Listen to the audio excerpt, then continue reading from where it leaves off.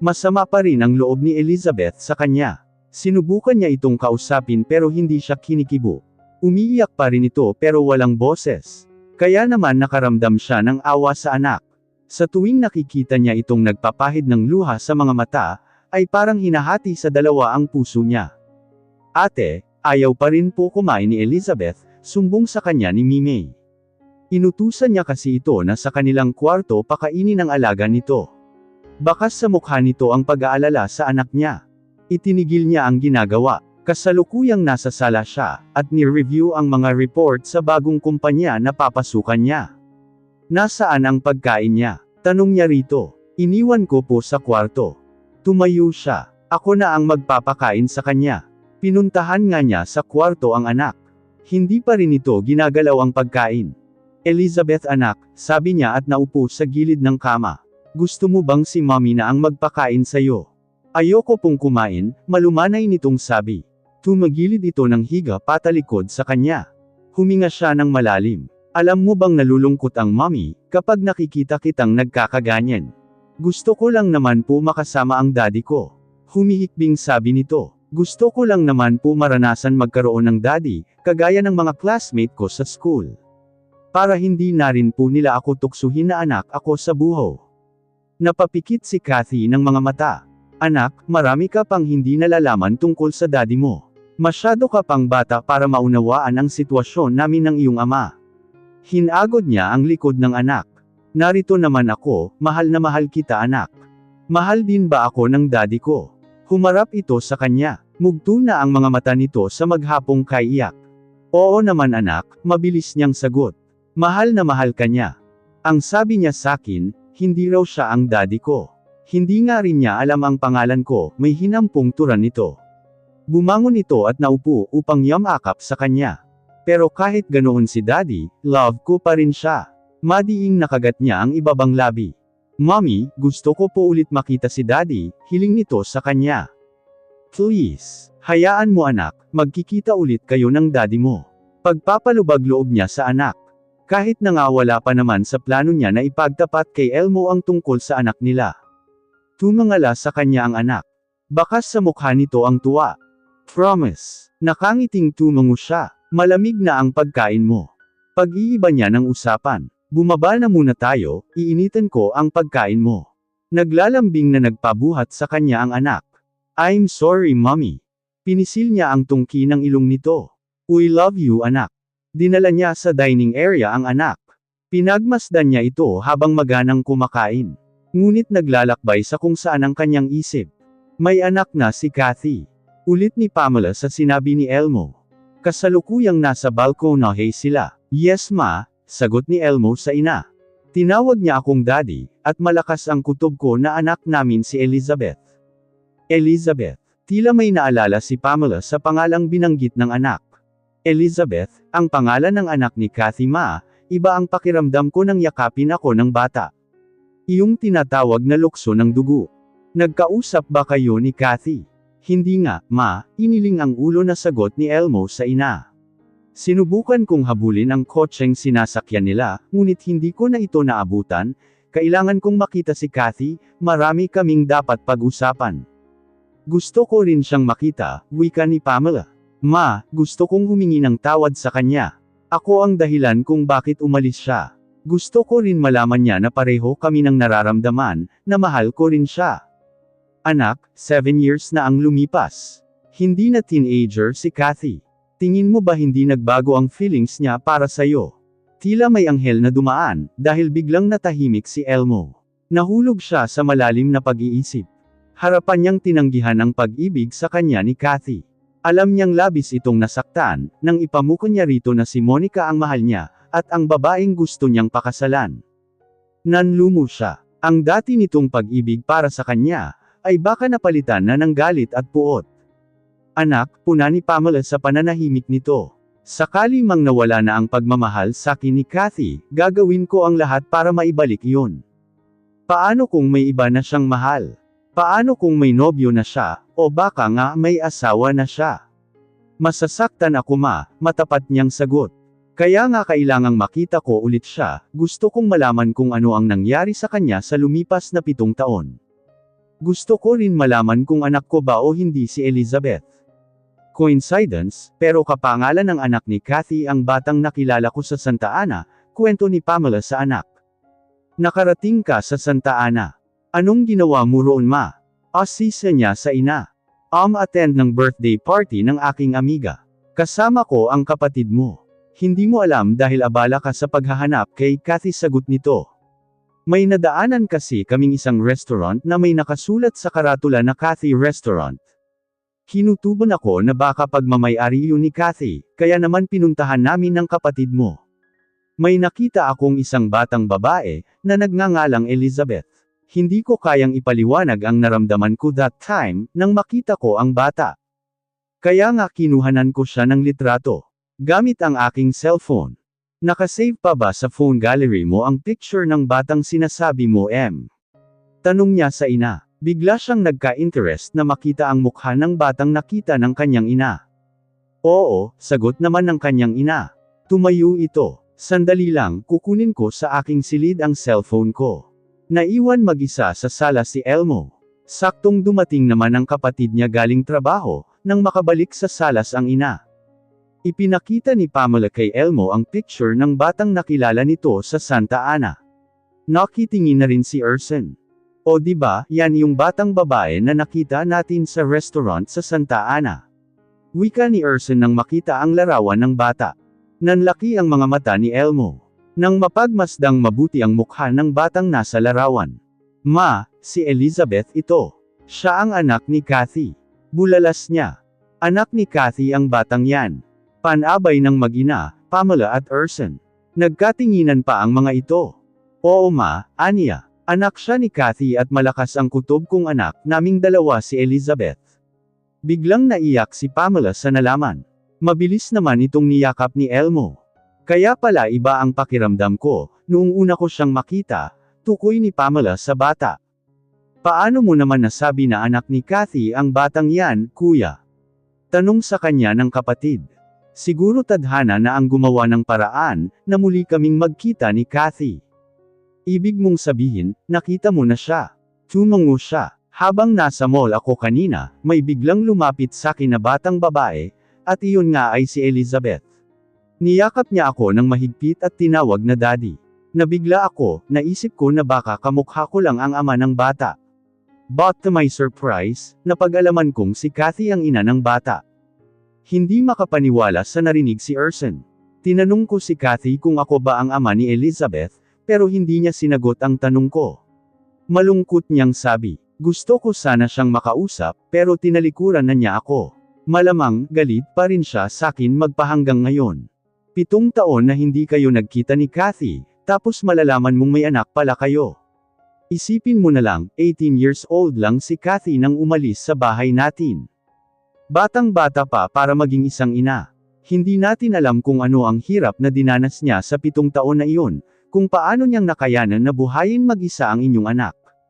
Kaya hindi natin masisisi si Kathy kung may galit man siya sa iyo kuya. Mahabang tura ni Erson. Nasaktan din siya dahil pinagbintangan mo siyang humahabi ng kasinungalingan laban sa dati mong nobya. Higit sa lahat, nang tanggihan mo ang pag-ibig niya. Pareho kaming nagdusa, aniya. Matagal ko siyang hinanap, at kahit kailan ay hindi ako sumuko. Hanggang ngayon ay hindi nawala ang pagmamahal ko sa kanya. Pumunta tayo sa Santa Ana. Sa restaurant kung saan namin nakita ni Erson ang bata, singit ni Pamela sa mga anak. Baka sakaling makakuha tayo ng impormasyon, kung saan natin pwedeng makita si Kathy. Sabay naman na napatingin ang magkapatid sa ina. Muling sinipat ni Kathy ang mukha niya sa salamin.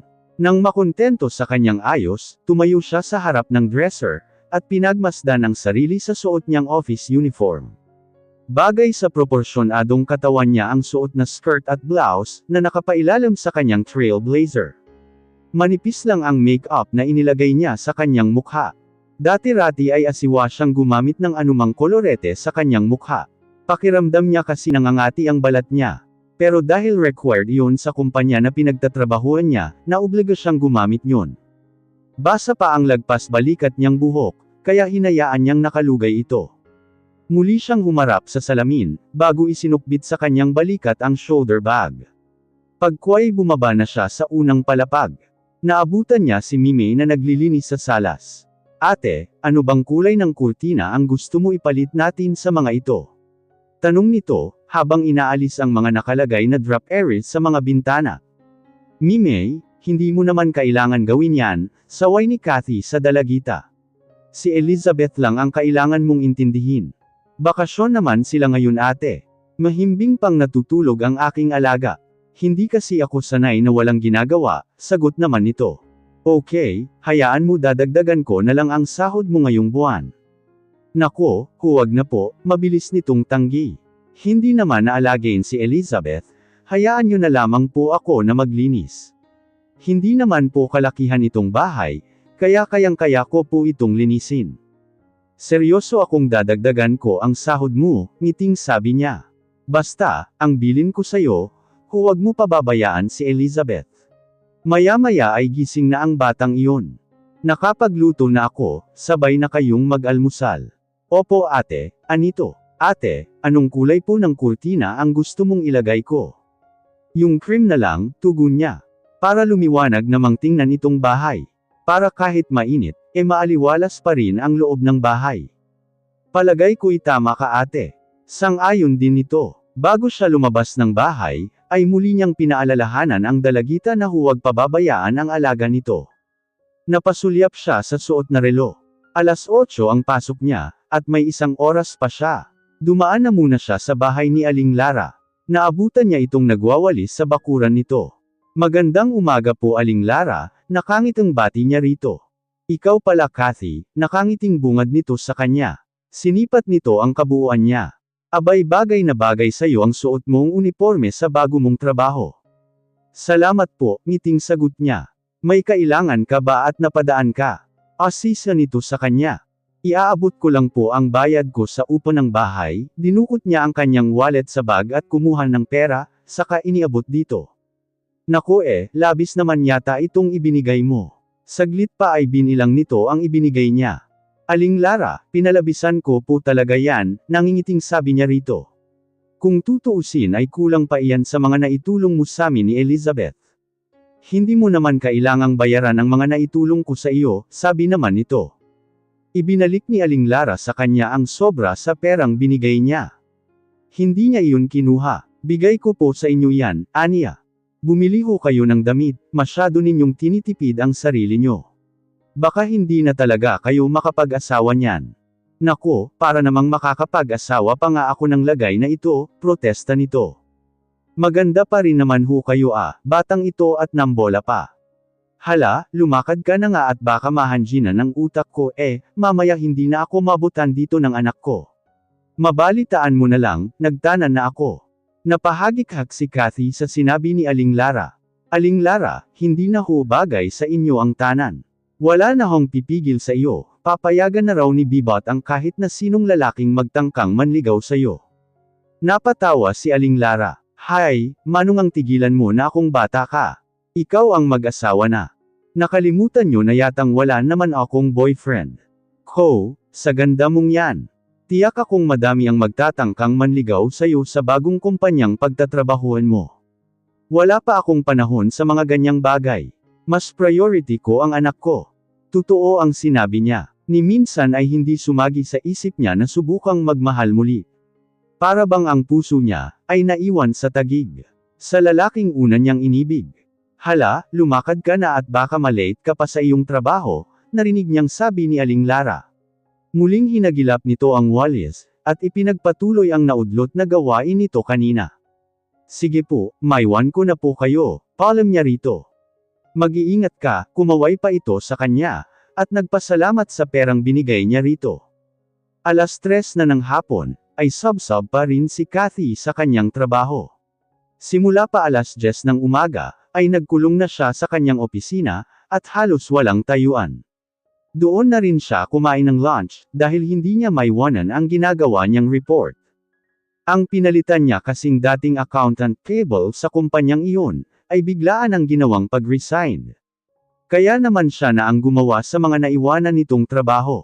Mabuti na lamang, at ang dati niyang trabaho ay sa isang multinational company, ang Euromed.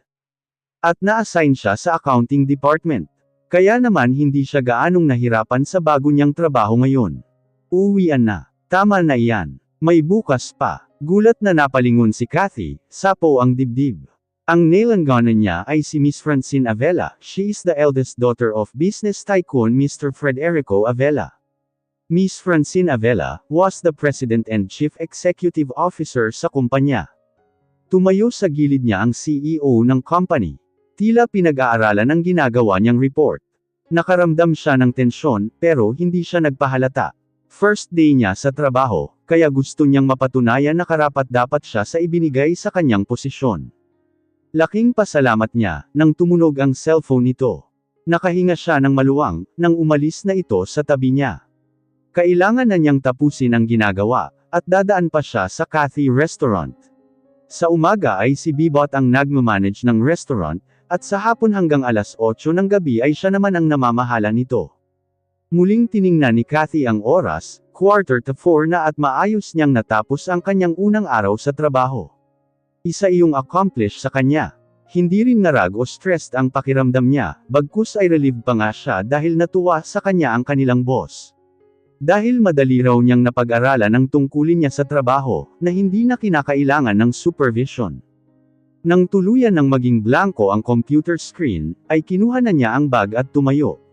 Isang sakay lang ng jeep mula sa building, ay makakarating na siya sa kanyang paruroonan. Mabilis na umibis ng sasakyan ang mag-ina, Pamela at Urson. Nasa tapat na sila ng Kathy Restaurant. Good afternoon, ma'am, sir. Magkasabay nang umiti ang mag-ina nang batiin sila ng waitress, nang makapasok na sila sa restaurant. Agad na nakita ni Pamela si Kathy, na nakaupo sa harap ng kaha, at may kausap na batang babae. Nakita na rin agad sila ni Kathy, na nakaawang ang bibig sa pagkabigla. Napatayo ito at agad na sumalubong sa kanila. Mama, bulalas ni Kathy at agad na yamakap sa babae. Niyakap din siya nito, at nagkaiyakan pa sila kahit na maraming nakatingin sa kanila na customer, na kumakain sa restaurant. Kathy, kumusta ka na ha? Tanong nito sa kanya, nang maghiwalay sila sa pagkakayakap. Masuyo pa nitong hinaplos ang kanyang mukha. Ayos lang naman po ako, ma, sagot niya at muli itong niyakap. Patawad po kung hindi ko nagawang magpaalam ng maayos sa inyo nang umalis ako. Nag-aalala kami sa iyo Kathy. Bakit ba kasi umalis ka? Sobrang kahihiyan po kasi ang idinulot ko sa inyong pamilya, lalo na po sa anak ninyong si Elmo. Edad 18 pa lang po ako noon, kaya hindi ko nagawang pigilan ang emosyon at pagiging agresibo ko. Tinawag niya si Mimi, at ito na muna ang pinabantay niya sa kaha. Naupo naman sila sa bakanteng table. Mommy, sino po sila? Tanong sa kanya ng anak. Hinihila nito ang dulo ng suot niyang palda. Napalunok siya. Siguro iyon na nga ang tamang panahon, para makilala ng anak niya ang lola at tito nito. Hi Elizabeth. Kinawayan ito ni Urson. Come here. Ngunit sa halip na sumunod, nagsumiksik ito sa gilid ni Kathy. Hindi na nagulat si Kathy, kung bakit alam na ng mga ito ang pangalan ng kanyang anak. Nakakasiguro siyang nabanggit ni Elmo sa pamilya nito, ang hindi sinasadyang pagkikita nila sa isang mall sa Taguig. Hiha, naaalala mo pa ba ako? Si Pamela naman ang nagtanong sa bata. Nangunot naman ang noo ni Kathy sa pagtataka. Tumango si Elizabeth. Noong nakaraang linggo, nanggaling kami ni Urson, dito sa Santa Ana. Pabalik na kami sa Taguig, nang makuha ang atensyon ko sa nabasa ko sa karatula sa labas nitong restaurant. Ikaw agad ang naisip ko, Kathy. Pagpasok pa lang namin sa loob nitong restaurant, agad na nakita ko si Elizabeth. Parang mayroong bumubulong sa akin na lapitan ko siya. Kaya naman pala magaan ang loob ko sa kanya, dahil anak mo siya. Sadyang mapaglaro talaga ang tadhana. Yumuko si Kathy at kinausap ang anak. Elizabeth, anak, siya ang lola Pamela mo. Siya ang mama ng daddy mo. At siya naman ang tito Urson mo, pakilala niya sa mga ito sa anak. Tama nga ang kutob ni kuya na siya ang ama ng iyong anak, Kathy. Bakas ang tuwa sa mukha ni Urson nang sabihin iyon. Anak nga ninyong dalawa si Elizabeth. Naluluhang tumango siya. Diyos ko, nagawa mong ilihim ng ganito katagal ang tungkol sa aking apo. 7 taon mong pinagkaaitan ng ama si Elizabeth. Wika ni Pamela. Niyakap nito ng mahigpit ang apo. Umiiyak na pinupog nito ng halik sa pisngi ang bata.